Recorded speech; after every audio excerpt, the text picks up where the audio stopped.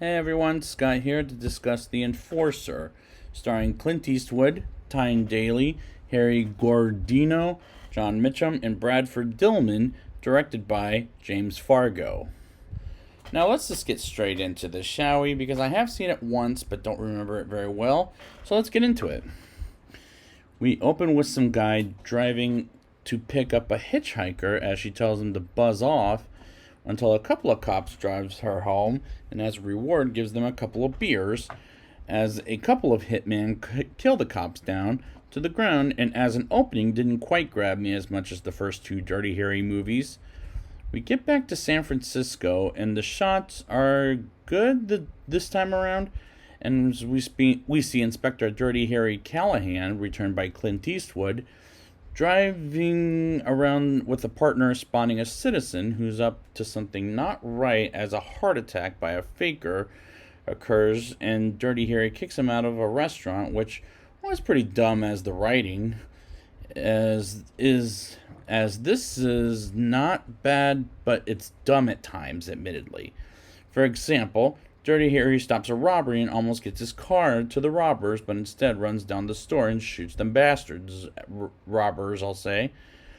As Dirty Harry is in trouble by Captain McKay, played by Bradford Dillman, whom I reviewed in Escape from the Planet of the Apes, as he demotes Dirty Harry into personnel, which is the hiring base, as he doesn't believe in women being in the police force. And it's not true, even today, as he practices on being a hard ass. And with Officer Kate Moore, played by Tyne Daly. And I didn't recognize her as she was younger here than she was in Spider-Man Homecoming, as she was the lady that excuses the construction crew that's ran by Michael Keaton in the beginning of Spider-Man Homecoming. But here she wants to be Dirty Harry's partner, for a reason as she looks at his records off screen, but it's said in dialogue, and I like Officer Moore more than Dirty Harry himself, as this movie is about Dirty Harry, as he's so goddamn grumpy. It annoys me for half the movie, but that's his style, as he works on his later movies. A couple of cops are going up to some criminals that he accidentally shot as Bobby Maxwell kills him dead.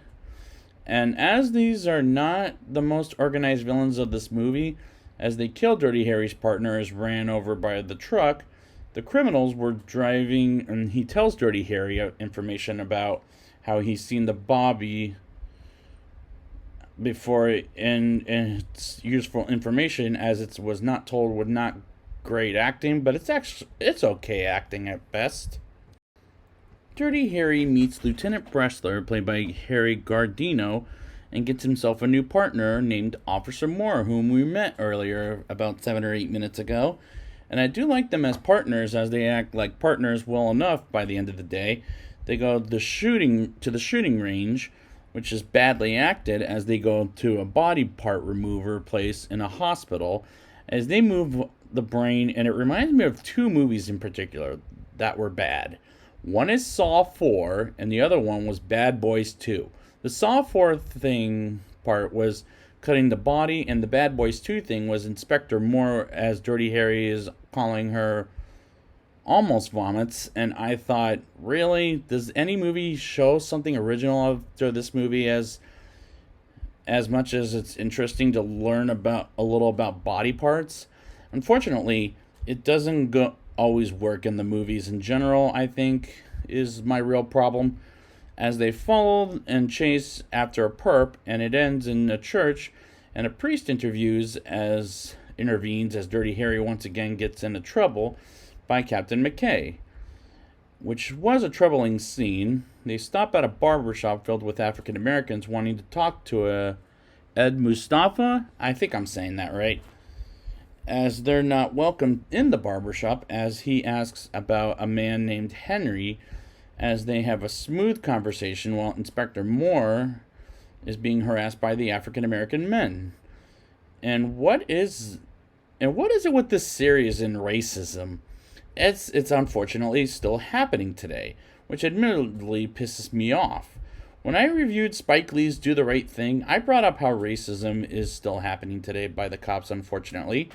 In another movie from recently, Judas and the Black Messiah dealt with the same shit this scene was talking about. I don't want to get any more into the subject, but this really pissed me off. The mayor of San Francisco gets Dirty Harry, Inspector Moore, and Captain McKay to take a picture with the mayor as Dirty Harry have an argument about Dirty Harry making a deal with Mustafa. And he learns the PD as he tells Captain McKay to stick his badge right up his ass. As he gets briefly fired, and Inspector Moore, offering if he needs help with anything, calls her up. And this is when the movie starts to officially fall apart for me. The mayor leaves the baseball game after Dirty Harry tells him off, and Bobby makes a call to a hippie woman as this movie is turning into Dirty Harry versus both African Americans and hippies, as this movie is not pulled together, as the hippie woman tells the bridge man to raise the bridge to trap the mayor, as she pulls a gun on him as the hippies kidnap the mayor, and they call the radio station telling them to get some instructions or else they kill the mayor, and call from a ransom $5 million as Dirty Harry is approached by Captain McKay to tell him to help or he's out of the job, as he meets Mustafa at a park somewhere where he tells him a bit about Bobby, aka the bad guy, running the show. And this is reminding me of the government versus the hippies, like in the trial of the Chicago 7, for example, as they say make love, not war, is the hippie way usually, as they started the war in this movie just bugged the shit out of me, like Dirty Harry going to a strip place to find Wanda and gets himself into a fight and beats up the bosses and asks, "Where is Wanda?" as she left the job a couple of weeks ago. And this scene is just upsetting me because aren't hippies supposed to make love, not war?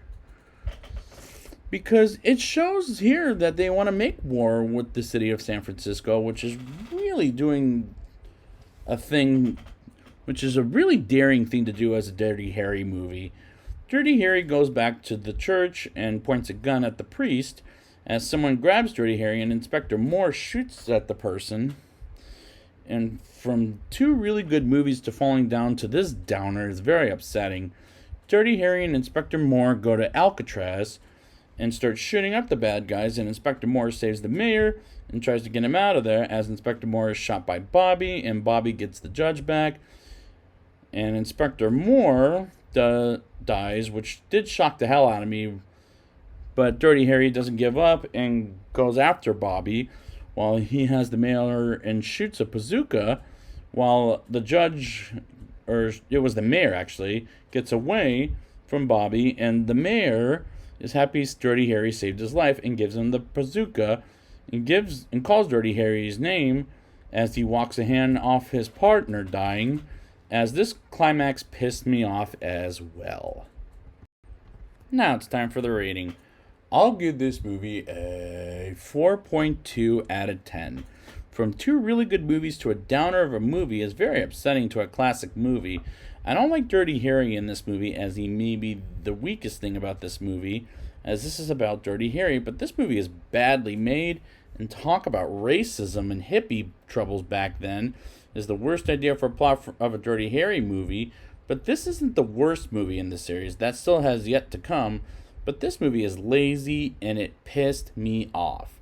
So I would like to thank you guys for joining me, and next time I will be back with Sudden Impact. And until next time, you just gotta ask yourself one question. Do I feel lucky? Well, do you, punk?